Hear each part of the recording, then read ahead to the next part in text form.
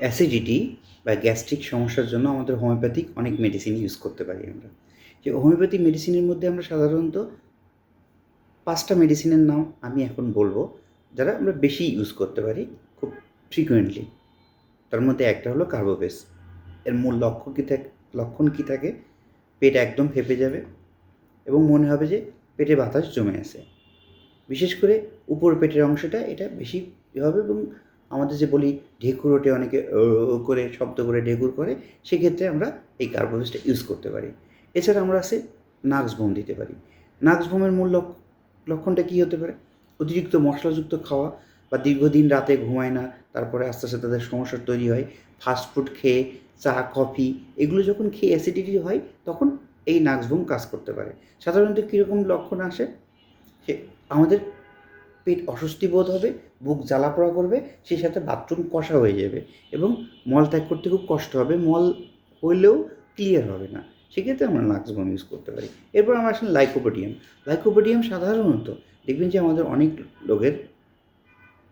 রোগের ক্ষেত্রে রোগীদের দেখেছি বিকাল 4টা থেকে রাত 8টা পর্যন্ত প্রচুর গ্যাস হয়।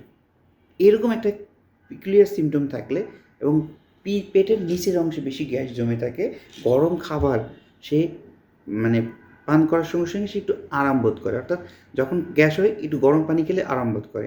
এবং এর এই রোগীর ক্ষেত্রে লাইকোপোডিয়ামের ক্ষেত্রে ফার্স্ট একটা স্পেসিফিক সিমটম হলো খাওয়ার সঙ্গে সঙ্গে অল্প একটু খেলেই পেটটা ফুলে ব্লট হয়ে যায়। এটার জন্য আমরা লাইকোপোডিয়াম ইউজ করতে পারি। আরেকটা মেডিসিন আছে রবিনিয়া। রবিনিয়াটা যখন আমরা করি তীব্র ত্বক, টক হয় না, আমাদের ঢেকুর উঠলে টক হয়, মুখ থেকে টক ঢেকুর ওঠে, গন্ধ হয় এবং মাঝে মাঝে তিতো ঢেকুর ওঠে। এটা আরও সাথে রাতে ঘুমানোর সময় বুক জ্বালাপোড়া করে, গলা জ্বলে এবং গলার মধ্যে মনে হয় কিছু একটা বেঁধে আসে। তারপরে পাকস্থলীর মধ্যেও কিছু একটু ব্যথা ব্যথা অনুভব হয়। সেক্ষেত্রে আমরা রবিনিয়াটা ইউজ করতে পারি। এছাড়া আমরা পালসেটিলা ইউজ করতে পারি। পালসেটিলা ইউজ করতে পারি কীভাবে? অনেকে চর্বিযুক্ত খায়, চর্বিযুক্ত খাবার খাইলো, খেয়ে ভাজা পোড়া মাখন ঘি এগুলো খেয়ে অ্যাসিডিটি হয়। আবার এই পালসেটিলা কিন্তু আমাদের উল্টা কাজও করে, অর্থাৎ এটা খেয়ে যদি ডায়রিয়া হয়ে যায়, সেক্ষেত্রেও পালসেটিলা খেলে ডায়রিয়াটা তাৎক্ষণিকভাবে বন্ধ হয়ে যাবে। তো এছাড়াও পালসেটিলায় কী হয়? মুখ তেতো ভাব থাকে, অ্যাসিডিটির সাথে সাথে তেতো ভাব থাকে এবং পানির টেস্টটা একদমই কমে যায়। এর আরেকটা লক্ষণ হলো যখন গ্যাস হয়, শ্বাসকষ্ট শুরু হয়ে যায়, গ্যাস হওয়ার কারণে শ্বাস নিতে কষ্ট হয়, সে খোলা বাতাসে গেলে নিজেকে ভালো ফিল করে। সেক্ষেত্রেও আমরা পালসেটিলা ইউজ করতে পারি।